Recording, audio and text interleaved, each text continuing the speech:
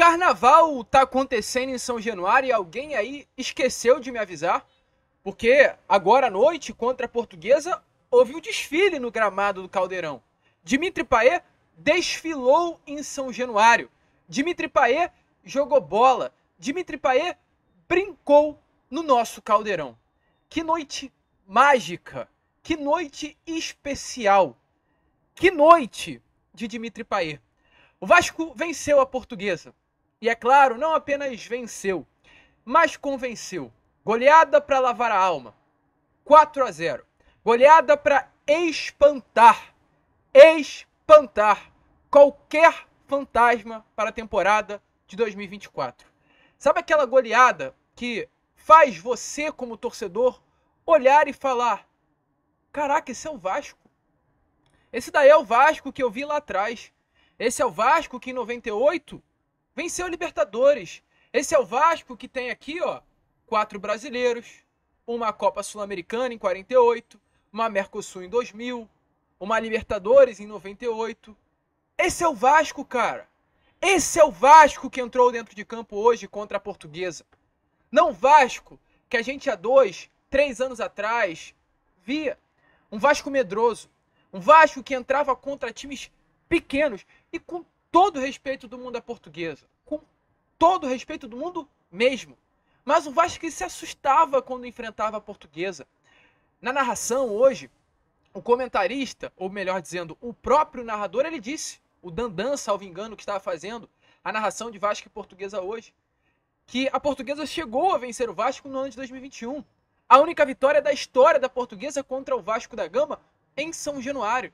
2021, o Vasco perdeu para esta Portuguesa que a gente está vendo hoje dentro da nossa casa.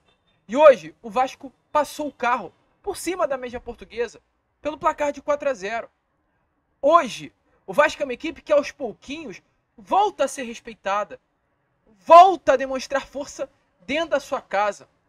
Meu amigo, em 2024 vai ser difícil vencer o Vasco da Gama.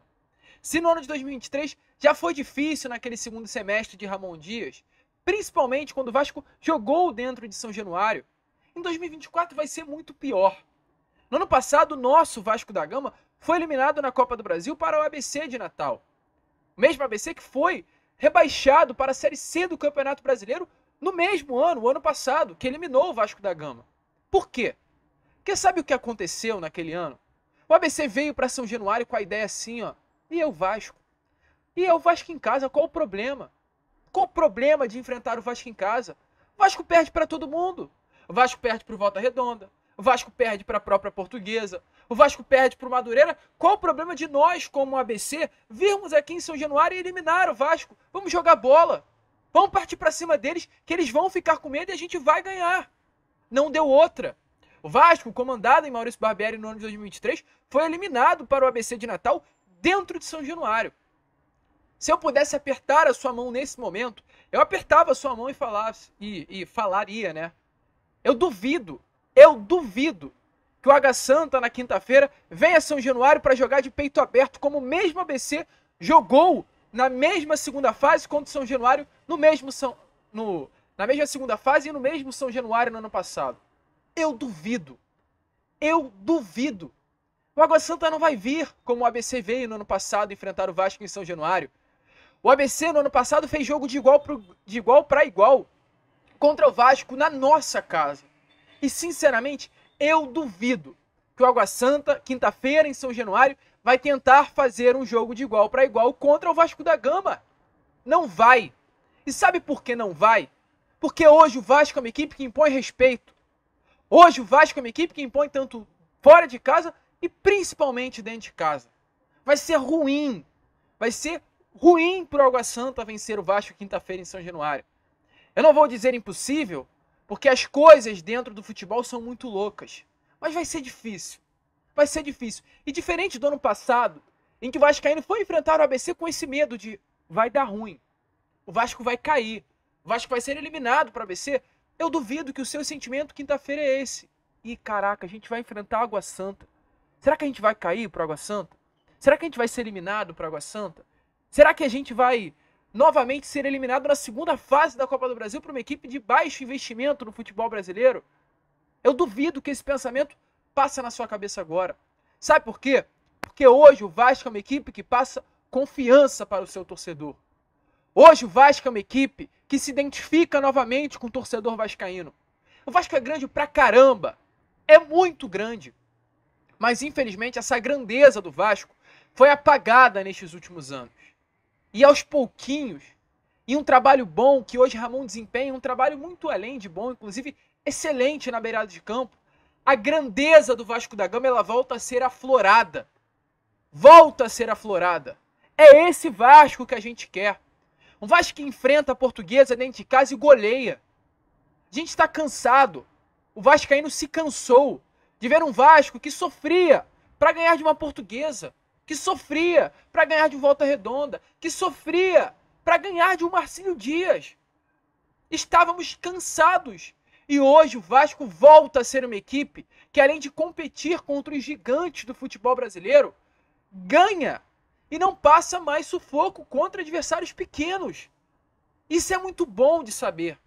É bom saber que quinta-feira contra o Água Santa o Vasco é o favorito, porque nem isso mais era. O Vasco volta a ganhar a confiança do Vasco da Gama.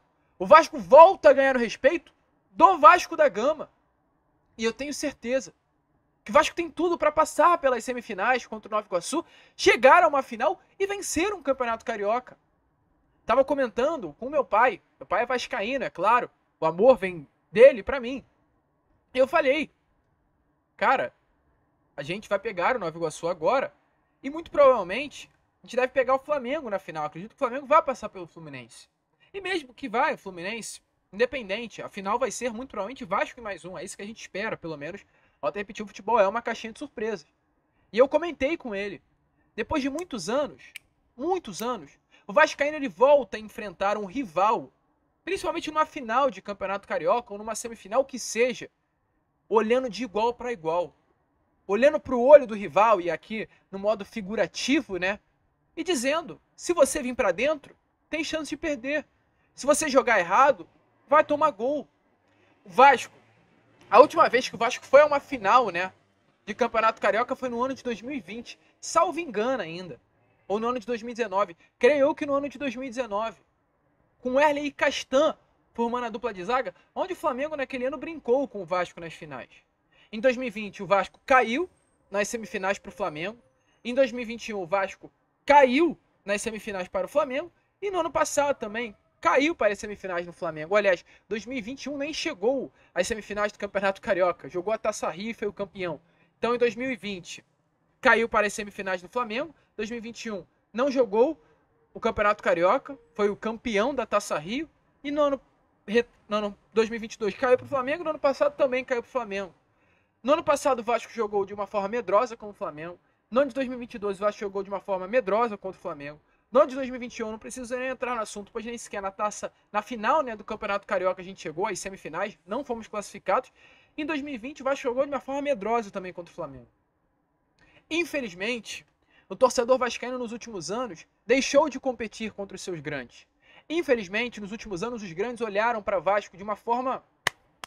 É só o Vasco, vamos passar. Eu tenho convicção de que nesse ano será diferente. O Vasco chegando a uma fase final, aliás, já chegou à fase final, mas chegando a uma final, vai ser outra coisa. Porque hoje o Vasco tem um time. Hoje o Vasco tem um elenco que compete. Hoje o Vasco tem um baita de um técnico na beirada de campo. Hoje o Vasco tem um camisa 10, que a gente vai entrar já nesse assunto. Na minha opinião, hoje é um dos melhores do Brasil, se não o melhor. Hoje o Vasco tem um camisa 9 de excelência, que é o Verratti. Hoje o Vasco tem um sistema defensivo muito sólido, que é o formado por Medel, João Vitor e Léo. Hoje o Vasco tem um dos melhores, se não o melhor, na minha opinião, lateral esquerdo do Brasil, que é o Piton. Hoje o Vasco tem um dos melhores, se não o melhor goleiro, que é o Léo Jardim. Hoje o Vasco tem um grupo muito sólido. Hoje o Vasco é uma equipe que dá trabalho. E tem como grande diferencial o Payet, que é o camisa 10 que a gente acabou de citar. Porque realmente, torcedor vascaíno, o Payet é um jogador fora da curva. Dimitri Payet é um jogador anormal, com todo respeito na palavra. Porque que bola que o francês jogou hoje contra a equipe da Portuguesa dentro de São Januário. É muito louco saber, imaginar que o camisa 10 do Vasco da Gama é um francês que tem números simplesmente gigantescos. É um francês que é um dos grandes camisas 10 do futebol europeu nesses últimos anos. Payet neste século, ou melhor dizendo, né, Payet na última década de 11 a 20, é o camisa 10 do futebol europeu com mais assistências, mais passador, com mais passes decisivos para se criar chances de gol. É um jogador muito diferente. É um atleta que em 2018, se não sofre uma lesão, iria para a Copa do Mundo e seria campeão mundial com a seleção francesa. É um camisa 10 que fez história no West Ham, na maior liga do futebol mundial, que é a Premier League. O ano passado, para o torcedor vascaíno, foi um ano tão ruim que a gente não se atentou a como é o Dimitri Payet em si como jogador. Quem é Dimitri Payet em si como atleta? A gente vê hoje, contra a Portuguesa, como foi contra o Volta Redonda, em outras partidas, como o Payet é um jogador fora da curva do futebol brasileiro. E um camisa 10 que vai dar muito trabalho. Tá feliz em vestir a camisa do Vasco, tá animado com a temporada de 2024, quer fazer história no Vasco da Gama. Em um jogo, eu nunca tinha visto isso, pelo menos não me lembro. Vasco vencendo de 4 a 0 e o jogador simplesmente participar de todos os gols, com 3 assistências e um gol marcado.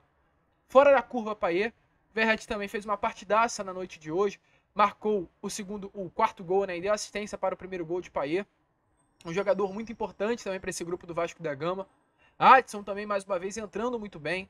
Galdamez e Sforza, gostei muito da atuação desses dois atletas. O Sforza, mais uma partida em que entra e consegue demonstrar uma regularidade impressionante, um jogador muito jovem.